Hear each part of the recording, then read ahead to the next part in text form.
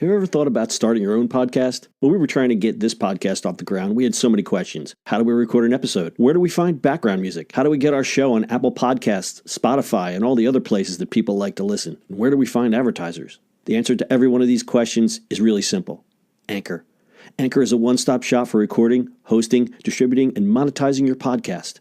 And best of all, it's 100% free and 100% ridiculously easy to use. Anchor makes it simple to get up and running. You can upload and schedule your podcasts ahead of time. It publishes to all the major podcast platforms. You can easily check your stats. I could go on, but instead, why don't you go and get started? Go to anchor.fm/start to join the e-commerce minute and a diverse community of podcasters already using Anchor. That's anchor.fm/start. We can't wait to hear your podcast. It's the E-commerce Minute, your daily dose of e-commerce, tech, and retail news with your hosts Bart Mraz and John Suter. The E-commerce Minute is a production of Sumo Heavy, a digital commerce consulting firm in Brooklyn, New York, and Philadelphia. Find us on the web at sumoheavy.com.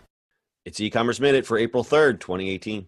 In today's episode, Macy's to roll out mobile checkout by year's end. Macy's is planning a rollout of a mobile barcode self-scan for checkout to all retail stores by the end of the year. This was announced by Macy's CEO Jeff Gennette during a keynote at the Shoptalk conference last Sunday. Here's how the checkout will work. Using the Macy's app, customers will scan the barcode and pay for their goods. Before exiting the store, customers using the app will go to a specific counter to get a bag and have the product and security tags removed. Gennette said that phones are the entry point to the brand now, and personalization will be a big part of the way forward. The retailer's website and mobile app will get a complete overhaul this year. When the rollout is complete, the department store chain could end up having the capability available in more of its locations than any other retailer, aside from China's JD.com, which is reportedly planning hundreds of unmanned convenience stores. Macy's is joining a growing list of big-name retailers like Amazon, Walmart, Kroger, and Starbucks, who are adopting and using mobile apps to accelerate the checkout process. Is it me or is it like this should have been done like 2 years ago? Yeah. Do you think it's a technology backlog? What do you call that? Yeah, it's old time technology. I mean, look at any Macy's. Remember they had the old stupid the new the registers and stuff like that. Part of that is those registers are very PCI compliant, and it's a little harder to do. Yeah, so it's a technology bottleneck is what was the word I was trying to spit out. The technology is there. They're just our own old school technology that is hard to get rid of. So that's always Starbucks just kind of went, no, we're just going to do it. So I guess Starbucks is the pioneer in this stuff, right? Yeah, and you have to think that it's worth Starbucks to really put the money towards this because the churn of their customers is so much greater. Think about, if you're in New York City, how many people go in and out of a Starbucks in just 1 hour. So if you've got a bottleneck at your checkout or a bottleneck in your ordering process, you got some unhappy customers. Well, I mean, between scanning, you scan your card when somebody orders or just pre-order stuff now.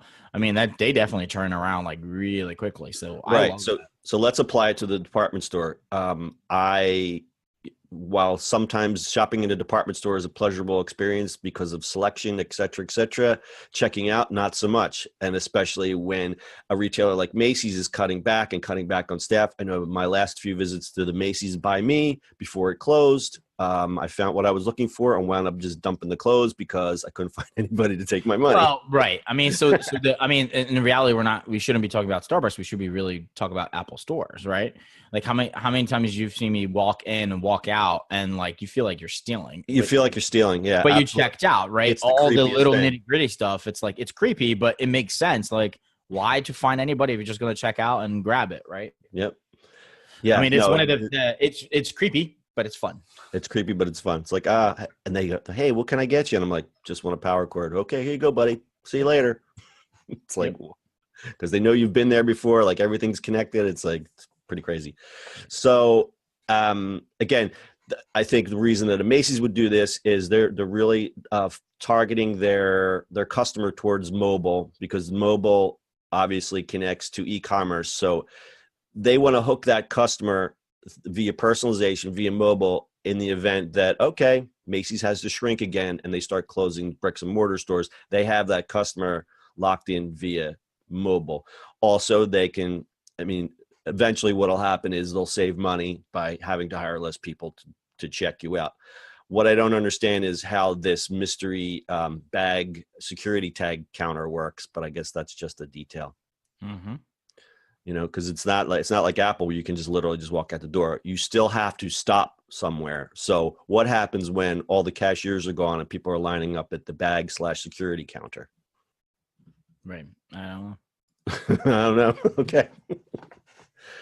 I mean, so like, you know, so it's back to Starbucks. Like for like somebody like Macy's. I mean, Starbucks has a big loyalty thing in it. Like that's how you earn your stars and all that kind of stuff, right? So it's all built in. Like my favorite thing is going and like walking on a Subway, like from the gym or stuff like that. I want a coffee or want a sandwich, whatever else, you know, pressing, hey, this is what I want. And by the time I get to the thing, it's already on a counter.